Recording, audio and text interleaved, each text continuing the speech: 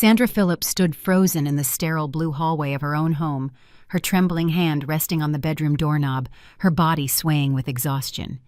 It was 11:50 at night. She had been awake since 3 o'clock that morning. She had worked her hospital shift from 5 o'clock a.m.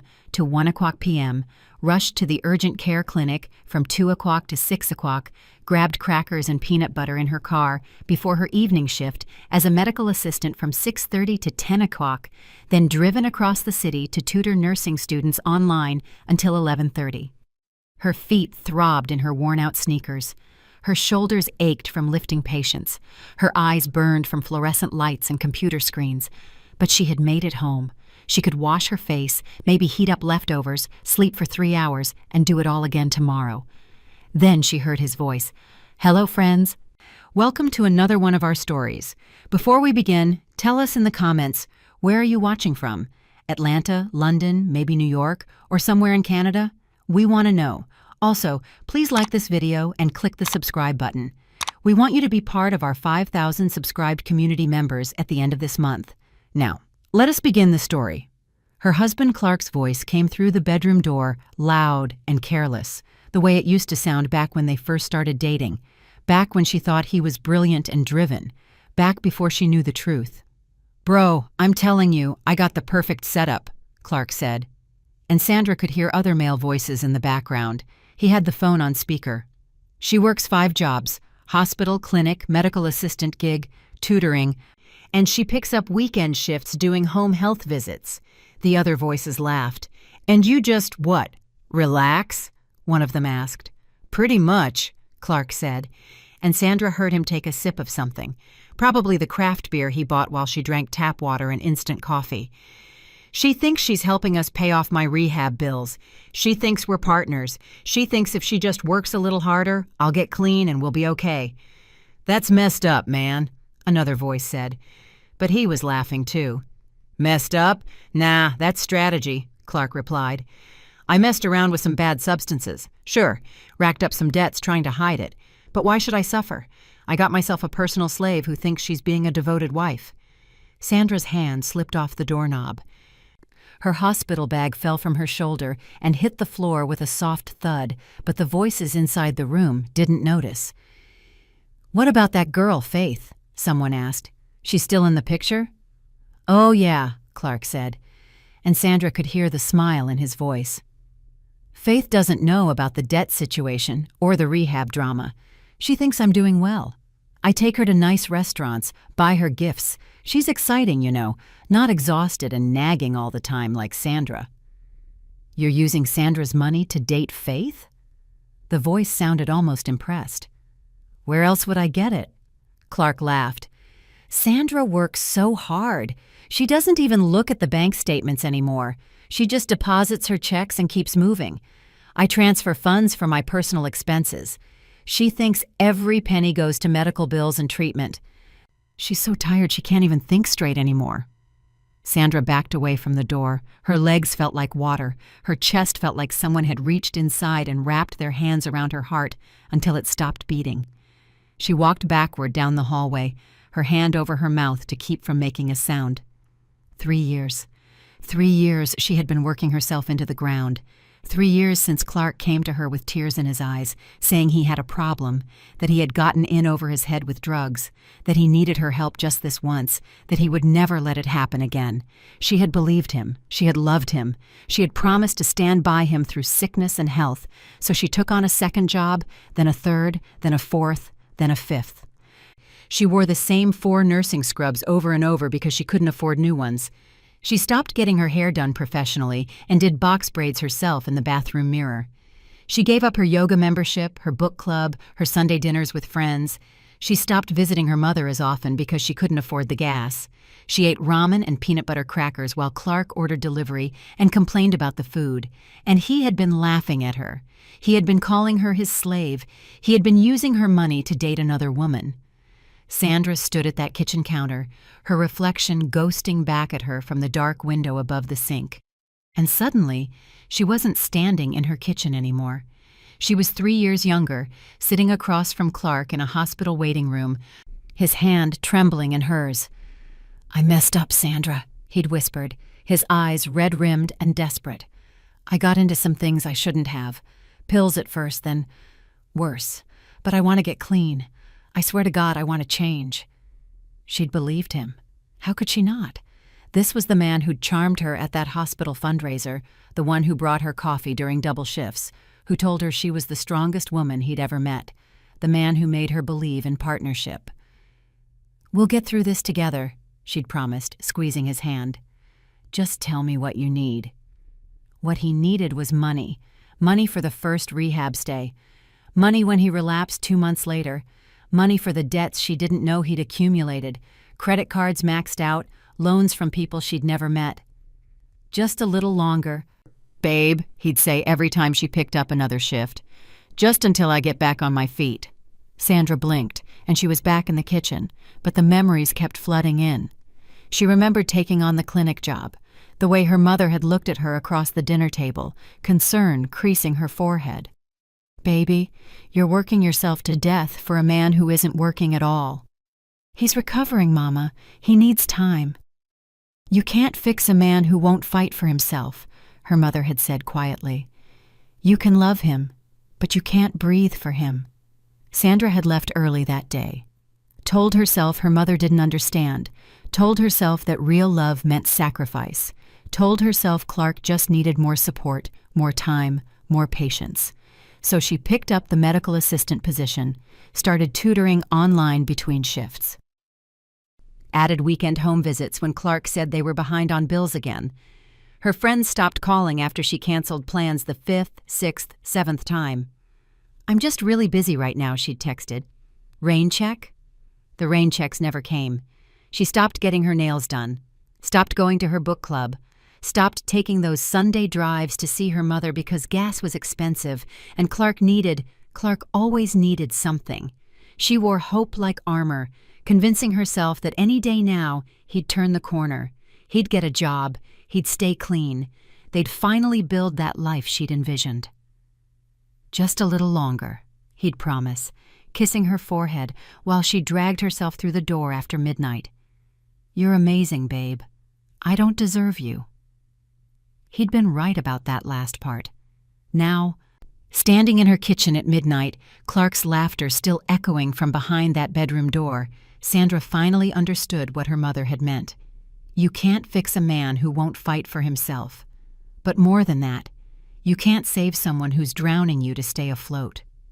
The armor she'd worn for 3 years cracked wide open, and underneath it, something harder began to form, something that looked a lot like rage. Sandra backed away from the bedroom door one slow step at a time, her hand still pressed over her mouth. Tears burned hot behind her eyes, pushing to get out, but she refused to let them fall. Not here, not where he might hear. She moved through the hallway like a ghost, her feet finding their way to the kitchen on autopilot. Each step felt surreal, like she was watching herself from somewhere outside her body. The kitchen light hummed overhead. Sandra stood there blinking against the brightness, disoriented. She reached for a glass from the cabinet. Her hands were shaking so badly it nearly slipped, and filled it with tap water from the sink. She raised the glass to her lips, but couldn't drink. Instead, she stared at her reflection in the window above the sink, backlit by the kitchen light against the darkness outside. The woman staring back at her was a stranger, hollow eyes, gaunt cheeks, hair pulled back in a messy ponytail because she didn't have time to do anything else with it. She looked 20 years older than 31. She looked like she was disappearing. When did this happen? She thought. When did I become this? And then the memories came, fast and merciless. Every night she'd eaten instant ramen or crackers with peanut butter while Clark ordered Thai food, pizza, Chinese takeout. "You don't mind, do you, babe? I'm just really craving something good tonight." And she'd said no, of course not, because there wasn't enough money for both of them to eat well.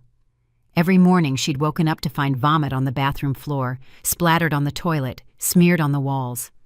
Clark passed out in bed, oblivious, and she'd cleaned it before her hospital shift because if she didn't, it would still be there when she got home. Every phone call from bill collectors asking about accounts she didn't even know existed. "I'm sorry. There must be some mistake," she'd said, lying to protect him. "I'll have my husband call you back," knowing he never would. knowing she'd find a way to pay it herself. Every promise he made that dissolved like sugar in water, every "I'll do better" that meant nothing, every "just a little longer" that turned into months, then years. The betrayal didn't hit her all at once. It unfolded slowly, like watching a building collapse in slow motion. Every sacrifice, every choice, every moment she'd put him first. It had all been for a man who saw her as a resource to be mined, a joke to share with his friends, his personal slave. The glass slipped from her hand and shattered in the sink. Water splashed everywhere. Sandra didn't move to clean it up. She just stood there, staring at the stranger in the window, and finally understood the truth. She didn't recognize herself because the woman she'd been 3 years ago no longer existed. Clark hadn't just used her, he'd erased her, piece by piece, shift by shift, sacrifice by sacrifice, and she'd let him. The tears finally came then, silent and hot, streaming down her face. But underneath the grief, something else was stirring, something cold and sharp and clear. She was done being erased. Sandra woke up at 4:00 a.m. in the guest room, still wearing her scrubs from yesterday.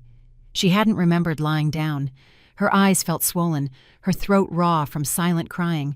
Clark was still snoring in their bedroom. She moved through the house like a shadow, making no noise. The coffee maker stayed off.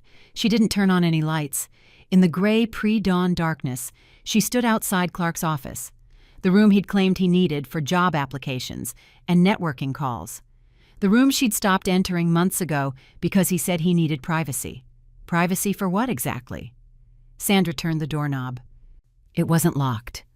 Why would it be? She'd never questioned him before. The office was a mess.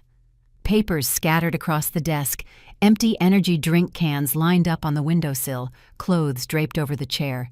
The smell of stale air and expensive cologne hung in the room. She sat down at his desk and opened the first drawer. Pens, old receipts, charging cables, nothing unusual. The second drawer held folders. She pulled out the first one, her hands steady now, the numbness from last night crystallizing into focus. Bank statements, but not from their joint account. Green Consulting LLC, the header read, Clark's name underneath. She'd never heard of this account, never seen these statements. Her eyes scanned the withdrawals.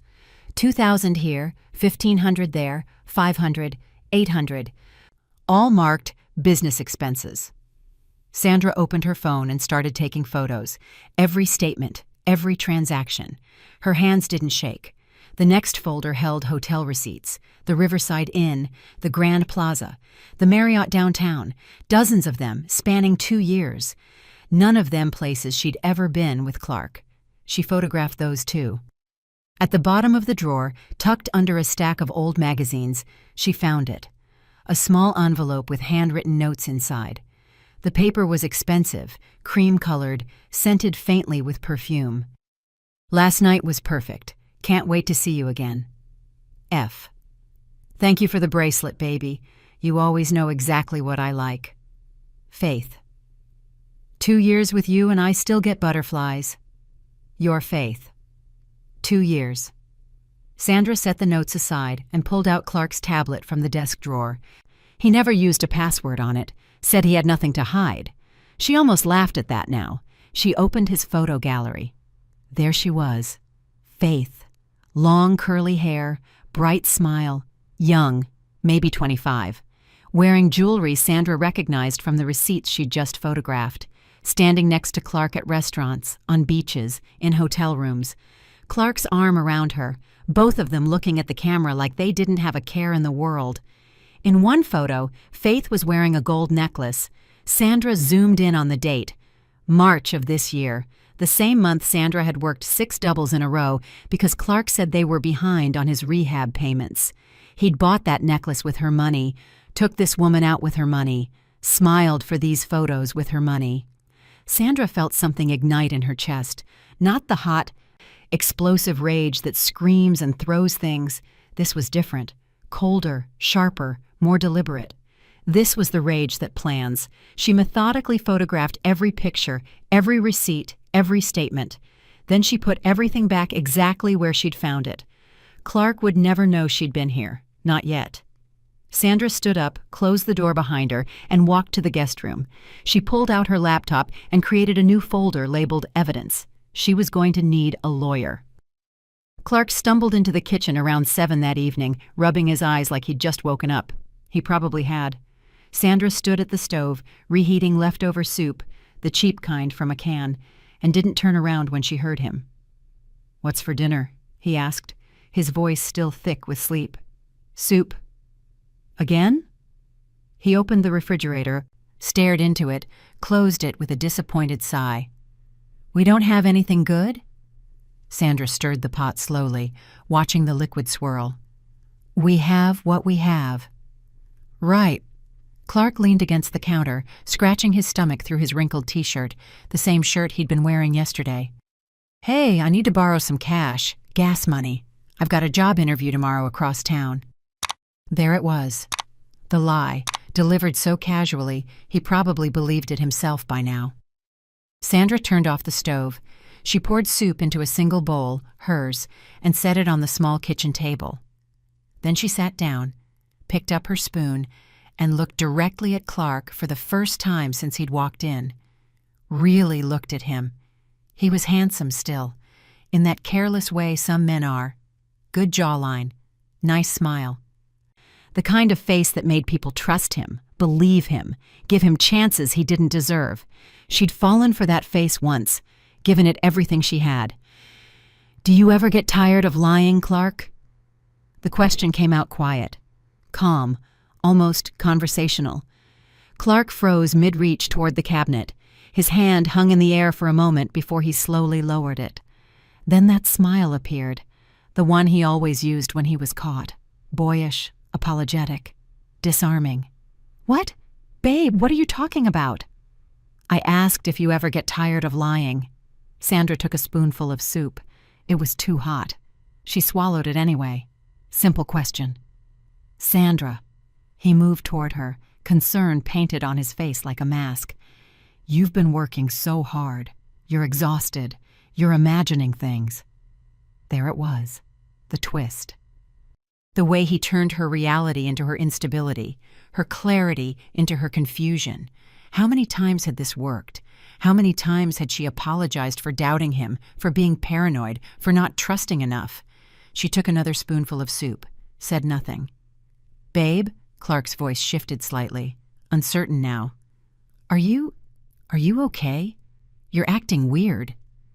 Sandra met his eyes, held them, let the silence stretch out between them like a gulf neither of them could cross.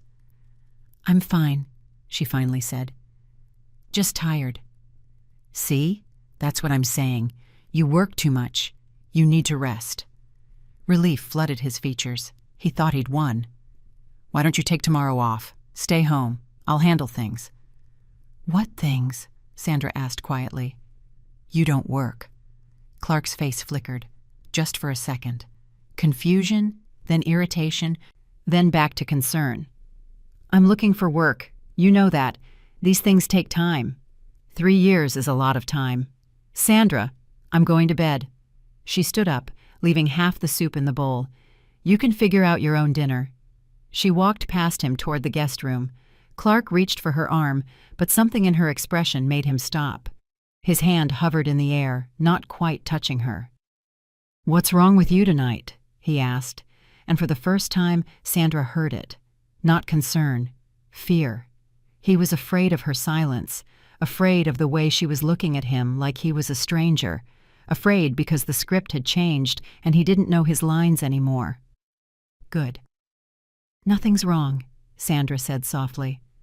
"I'm just tired of imagining things." She closed the guest room door behind her and turned the lock. Outside, she heard Clark standing in the hallway, waiting, probably trying to figure out what had just happened. He didn't realize it yet, but Sandra had already left him. Not physically, not yet, but emotionally she was gone, and she was never coming back. Sandra opened a new bank account on her lunch break 3 days later, a small branch across town where nobody knew her. The account manager, a woman in her 50s with kind eyes, smiled as she processed the paperwork. Just a personal checking and savings? Yes, just for me. Smart to have your own accounts, the woman said, sliding the documents across the desk. I always tell young women that. Financial independence matters. Sandra signed her name, just her name, no joint holder, and felt something shift inside her chest. Freedom, maybe, or the beginning of it. That Friday, she didn't deposit her paycheck into their joint account. For the first time in 3 years, her money went somewhere Clark couldn't touch it. She set up direct deposit to her new account for all 5 jobs. Every penny would be hers now. The following Monday, Sandra stayed late at the hospital after her shift. She used the computer in the billing office to research divorce attorneys, found 3 with good reviews, sent inquiry emails to all of them using her new personal email address. Another thing Clark didn't know existed. One responded within an hour. Patricia Reynolds, family law specialist, free consultation. Sandra scheduled it for the following week during her lunch break. At home, she moved through the house like she always had, made dinner, did laundry, cleaned. But now she watched Clark differently, studied him, listened. She bought a small voice recorder online, ordered it to Brenda's house, picked it up during her clinic shift. It was tiny, thin enough to slip into her pocket, powerful enough to capture conversations through doors. The first time she used it was on a Wednesday night. She came home from tutoring to find Clark on the phone again, laughing with his friends. She stood in the hallway, recorder running in her scrubs pocket, and listened. Yeah, man, she's still at it. 5 jobs. Can you believe it? I told her we needed money for therapy appointments. She picked up extra weekend shifts. His laughter cut through the quiet house. My personal ATM machine, I swear. She doesn't even question it anymore. Sandra's hand didn't shake as she stopped the recording. She saved it with the date and time. Evidence file number 1. 2 weeks later. She recorded him bragging about Faith, how he'd taken her to an expensive restaurant the night before, how Sandra had worked a double shift that same day and came home too exhausted to notice he'd been gone. She's so worn out, she doesn't even ask where I've been anymore, Clark said. It's perfect, honestly. She just works and sleeps, and I keep living my life. Evidence file number 2. The woman who used to apologize for everything, who couldn't say no, who believed every lie. She was gone. In her place was someone sharper, colder, strategic. Sandra worked her shifts but stopped picking up extras when Clark asked. I can't, she'd say simply, offering no explanation. Let him wonder. She stopped cooking elaborate meals, soup, sandwiches, simple things. If he wanted more, he could make it himself. She stopped washing his clothes, stopped cleaning his messes, stopped pretending she didn't see the hotel receipts he carelessly left in his pockets. Clark noticed. Of course he noticed. Are you okay? He asked one night, concern creasing his forehead. You seem different. I'm fine, Sandra said. Just tired. You're always tired lately. Yes, she agreed. I am. She didn't elaborate, didn't explain, just went to the guest room, her room now, and closed the door. 3 weeks into her quiet war, Patricia the lawyer called. I've reviewed the evidence you sent, the recordings, the bank statements, the photos. Mrs. Phillips, you have a very strong case. How strong? Strong enough that he won't get a dime from you. Strong enough that those debts stay with him. Strong enough that you walk away clean. Sandra closed her eyes and let herself feel it. Relief, hope, power. How long until I can file? Whenever you're ready, but I'd recommend having a safe place to stay lined up first. When you serve him, he's going to react. I'll be ready, Sandra said. And she would be. The exhaustion that had nearly killed her for 3 years now fueled something different. Not desperation, determination. Clark had built his comfortable life on her broken back. She was about to pull the foundation out from under him. The house smelled wrong when Sandra walked in. Stale beer, cheap vodka, the sour tang of someone who'd been drinking for hours, maybe days. It was Saturday afternoon. She'd taken the day off, all her jobs. First time in 3 years, she'd had a full day to herself. She'd spent it at her mother's house, gathering courage, preparing. Now she was ready. Clark sat on the couch in the same clothes he'd worn yesterday, surrounded by empty bottles like a king on a trash heap. His eyes were bloodshot, his hair greasy. The TV played some action movie he wasn't watching. He looked up when she entered, tried to smile. "Hey, babe, where you been?" Sandra didn't answer. She walked to the coffee table and dropped the thick manila envelope in front of him. It landed with a heavy thud that made the bottles rattle. "What's this?" Clark asked, his smile faltering. "Open it." He stared at her for a moment, trying to read her expression. Found nothing there. No anger, no sadness. Just a cold, flat calm that made his hands fumble as he reached for the envelope. He pulled out the first document. Bank statements from Green Consulting LLC. His eyes widened.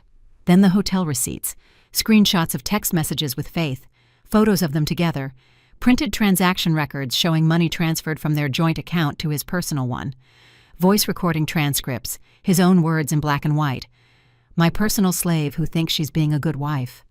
Clark's face went through a journey, shock, confusion, panic. He looked up at Sandra, mouth opening and closing like a fish drowning in air. How did you... "You called me your slave," Sandra said. Her voice was steady, clear. She'd practiced these words. "I heard you. That night 3 weeks ago, you were on the phone with your friends, laughing about how I work 5 jobs while you do nothing, laughing about Faith, about how tired I am, how easy it is to manipulate me." "Sandra, no, that's not... I was just..." Clark stood up, bottles clattering to the floor. "They were joking around. I didn't mean it like that." "You called me your personal slave," Sandra repeated. "You said you got yourself a personal ATM machine. You've been using my money to date another woman for 2 years. You've been lying about rehab, about job interviews, about everything.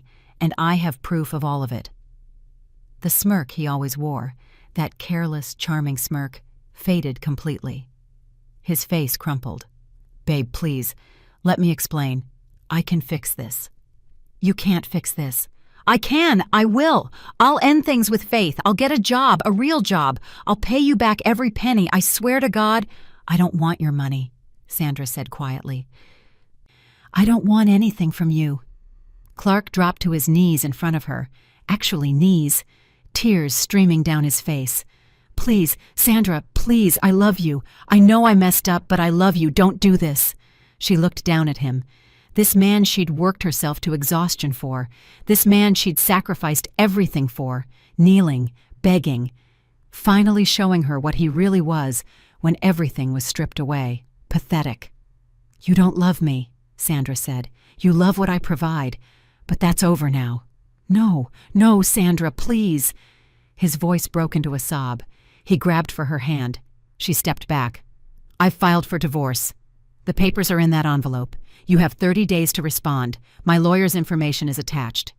"You can't do this!" The tears stopped. Anger flooded his face, ugly and raw. "This is my house, too. That's my money, too. You can't just... The house is in my name. I've been paying the mortgage alone for 3 years. According to my lawyer, you have no legal claim to it." "You bitch!" "The debts are yours. The gambling, the credit cards, all in your name. I never signed anything. They're not my responsibility." Clark's face went white. But I can't pay those. I don't have..." "That's not my problem anymore." She picked up her purse. She'd already packed everything she needed. It was in her car. She was never sleeping in this house again. "Slaves don't walk away," Sandra said, turning toward the door. "But I was never your slave, Clark. I was just a woman who loved you, and you destroyed that." "Sandra! Sandra, please, don't leave. What am I supposed to do?" She paused at the door. Looked back one last time at the man crumbling on the floor. "Figure it out," she said. "You're good at making other people solve your problems. Time to solve your own." She walked out. Behind her, Clark screamed her name. Sandra didn't even flinch. Sandra didn't sleep that night. She sat in her car outside her mother's house for 2 hours after leaving Clark crumpled on the floor. Just sat there, hands on the steering wheel, breathing, waiting for the guilt to come, waiting to feel like she'd made a mistake. It never came. Around midnight, she drove back to the house one last time. Clark's car was gone. Probably went to a bar. Or to Faith. though Sandra doubted Faith would want him anymore once the money dried up. Good. She let herself in quietly and went straight to the guest room. Everything she truly needed fit into 2 suitcases: clothes, documents, the few personal items that mattered, photos of her mother, her nursing school textbooks, the journal she'd kept before Clark convinced her she didn't have time for writing anymore. She moved through the house like a ghost, collecting pieces of herself Clark had tried to erase.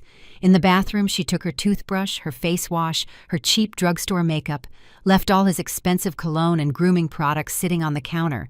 In the kitchen, she packed the coffee mug her mother had given her, left everything else. In the living room, she paused by the bookshelf, found the novel she'd abandoned mid-read 3 years ago, when working 5 jobs meant reading became a luxury she couldn't afford. She packed those too. By 4 a.m., everything was loaded in her car, 2 suitcases, 3 boxes. That's all she was taking from 3 years of marriage. Sandra stood in the entryway, looking at the house one last time. She'd chosen the paint colors, hung the curtains, made this place a home while Clark made it a prison. She wasn't sad to leave it. The front door had a glass panel that reflected her image in the dim light. Sandra paused there, studying herself. She still wore her yellow nursing scrubs from her hospital shift yesterday. They were wrinkled now, worn thin from too many washings, but they were hers. She'd earned them, paid for them with her own money, worn them through her own work. In the glass, she could see both versions of herself: the exhausted woman who'd stood at the bedroom door 3 weeks ago, broken and hollow, and the woman standing here now, tired still, but different, stronger, clear-eyed. She wasn't the same person Clark had manipulated. That woman had died the night she heard him laughing. This woman was someone new, someone who knew her worth, someone who wouldn't accept less than she deserved ever again. Sandra opened the door and stepped outside. Dawn was breaking over the horizon, washing the sky in shades of gold and pink. The light hit her yellow scrubs, making them glow like a beacon, like a promise. She wasn't running away. She was walking toward herself. Sandra loaded the last box into her car, closed the trunk, and drove away without looking back. Clark woke up on the living room floor around noon, surrounded by empty bottles and the scattered evidence of his lies. His head pounded. His mouth tasted like ash. "Sandra?" he called out, his voice rough. Silence. He sat up slowly, wincing. "Sandra? Babe?" Nothing. Clark stumbled through the house. Guest room empty, closet half empty, her toiletries gone from the bathroom, her coffee mug missing from the kitchen. He stood in the middle of the living room, realization crashing over him like cold water. She was gone, really gone. His phone buzzed. A text from the bank. "Your account is overdrawn. Please deposit funds immediately to avoid fees." Then another notification. A creditor. Another. Without Sandra's money flowing in, the house of cards was collapsing. Clark sank onto the couch, staring at his phone as the notifications multiplied. Bills, debts, consequences he'd avoided for 3 years by using his wife as a shield. His slave, he'd called her. But slaves don't walk away. And Sandra had walked. He tried calling her, blocked, texted, no response. Drove to her mother's house. No one answered the door. She was gone, and she wasn't coming back. Clark sat in his car outside her mother's house and finally understood what he'd lost. Not a slave, not an ATM machine, not a convenient solution to his problems. A woman who had loved him completely, who had given him everything, who had believed in him when he didn't deserve it, and he'd thrown it away for drinks and laughs, and a woman named Faith who stopped returning his calls the moment he told her he was broke. The house would be foreclosed within months. The debts would crush him. His friends would disappear when he couldn't buy rounds anymore. He'd destroyed everything. And Sandra? Sandra was free. Sandra adjusted the name tag on her blazer. Sandra Phillips, founder and CEO, Phillips Healthcare Consulting, and smiled at the young nurse standing nervously beside her. "You're going to do great in there," Sandra said, squeezing the woman's shoulder. "Remember what we talked about. Know your worth. Don't accept less." "But what if they say they can't afford to pay me what I'm asking?" "Then they can't afford you," Sandra said simply. "There are other hospitals, better hospitals. You have skills, education, and value. Don't ever forget that." The young nurse nodded, confidence replacing the uncertainty in her eyes. "Thank you, Miss Phillips, for everything. That's what I'm here for." Sandra watched her walk into the hospital fundraiser, shoulders back, head high. 2 years ago, she'd started her consulting agency with a simple mission: help healthcare workers advocate for themselves. Negotiate better pay, recognize exploitation, build financial independence. She mentored 12 nurses now, taught workshops on financial literacy, spoke at conferences about recognizing emotional and financial abuse in relationships. She'd built something real, something meaningful, something entirely hers. The fundraiser was being held at City General, the same hospital where she used to work those brutal morning shifts. She'd been invited as a guest speaker. Funny how things changed. Sandra checked her watch. She had 15 minutes before she needed to go inside. She decided to take a walk, enjoy the autumn air. That's when she saw him. Across the street, outside a community health center, a small group had set up a table. Recovery resources, mental health pamphlets, a banner reading, "Hope starts here." And there was Clark. He looked different, thinner. His clothes hung loose on his frame. His hair was cut short, graying at the temples. He stood behind the table, handing out pamphlets to people walking by, talking quietly to anyone who stopped. Sandra froze on the sidewalk. 2 years. She hadn't seen him since that final morning. Hadn't thought about him in months, actually. Her therapist said that was growth, when your abuser becomes irrelevant to your daily life. Clark looked up, scanning the street, and their eyes met. She watched recognition flash across his face, watched something crumble behind his eyes.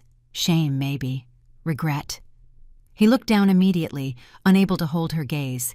Sandra stood there for a long moment, studying him. The man who'd called her his slave. The man who'd nearly destroyed her.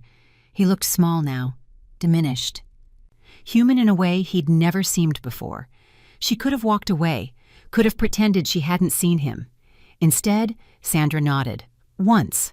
A simple acknowledgement of shared history, of lessons learned, of two people who'd been in each other's lives and weren't anymore. Not forgiveness, exactly. Closure. Clark's eyes lifted briefly. He nodded back, barely perceptible, then turned away to help someone at the table. Sandra continued walking toward the hospital entrance. The sun broke through the clouds, warm on her face, illuminating the confident stride she'd had to relearn. He thought breaking me would make me his, she thought, adjusting her blazer as she climbed the steps. But he forgot something important. I was never his to own. I was never anyone's to own. I just forgot my strength for a while. But I remember now. Inside the hospital lobby, a group of young nurses waited to hear her speak. Women who were tired, overworked, undervalued. Women who needed to hear that they deserved better, that they were worth more, that no job, no relationship, no person should ever make them forget their own value. Sandra had been exactly where they were, exhausted, exploited, erased, but she'd found her way back to herself, and now she helped others do the same. She stepped into the conference room, sunlight streaming through the windows behind her, and began to speak. "My name is Sandra Phillips, and I want to tell you about the night I decided I was worth saving." Behind her, through the glass, the city stretched out bright and full of possibility. She was exhausted no more. She was entirely, completely, beautifully free. The end. He called her his slave. But slaves don't build empires, and Sandra Phillips had built something far more valuable than he could ever understand, a life that belonged only to her. Thank you for watching this story until the end. If you enjoyed it, you will surely love the next one. It's as hopeful and more intriguing as you can ever imagine. So do check it out. Click on the image showing on your screen right now to watch the next one.